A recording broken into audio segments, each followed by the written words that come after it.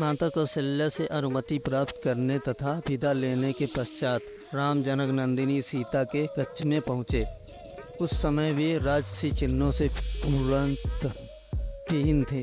उन्हें राजसी चिन्हों से विहीन देखकर सीता ने पूछा, हे आर्यपुत्र, आज आपके राज्य अभिषेक का दिन पर भी आप राजसी चिन्हों से विहीन क्यों हैं? राम ने गंभीर किंतु शांत वाणी में सीता को समस्त घटनाओं के विषय में बताया और कहा, प्रिय, मैं तुमसे विदा मांगने आया हूँ, क्योंकि मैं तत्काल ही वक्कल धारण करके वन के लिए प्रस्थान करना चाहता हूँ।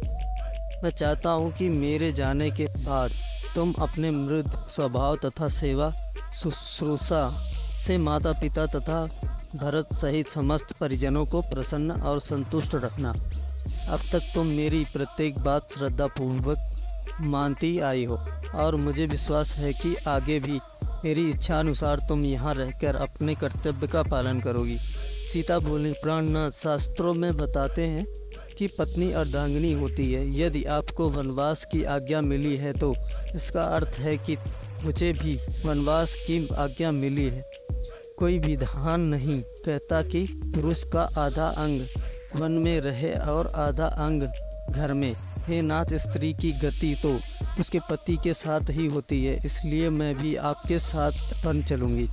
आपके साथ रहकर वहाँ मैं आपके चरणों की सेवा करके अपना कर्तव्य निभाऊंगी। पति की सेवा करके पत्नी को जो अपूर्व सुख प्राप्त होता है वह सुख लोक और परलोक के सभी सुखों से बड़ा होता है। पत्नी के लिए पति ही परमेश्वर होता है। यदि आप कंदमूल फलादि से अपनी उदर पूर्ति करेंगे तो मैं भी अपनी सुझा वैसे ही शांत करूंगी। आपसे अलग होकर स्वर्ग का सुख वैभव भी मैं स्वीकार नहीं कर सकती।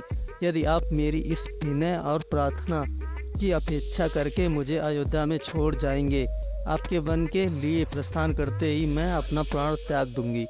यही मेरी प्रतिज्ञा है। राम को वन में होने वाले कष्टों को ध्यान था, इसलिए वे अपने साथ सीता को वन में नहीं ले जाना चाहते थे।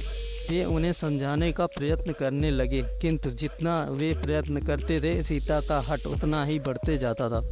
किसी भी प्रकार से समझाने बुझाने का प्रयास करने पर वे अनेक प्रकार के शास्त्र समस्त तर्क करने लगती थी और उनके प्रयास को विफल करती जाती। जनक नंदिनी की इस दृढ़ता के समक्ष राम का प्रत्येक प्रयास असफल हो गया और अंत में उन्हें सीता को अपने साथ वन ले जाने की आज्ञा देने के लिए विवश होना पड़ा। सीता की तरह ही लक्ष्मण ने भी राम के साथ वन में जाने के लिए बहुत अनुग्रह किया। राम ने बहुत प्रकार से समझाया, किंतु लक्ष्मण उनके साथ जाने के विचार पर दृढ़ रहे। परिणाम स्वरूप राम को लक्ष्मण की दृढ़ता, स्नेह तथा अनुग्रह के सामने भी झुकना पड़ा और लक्ष्मण को भी साथ जाने की अनुमति देनी पड़ी।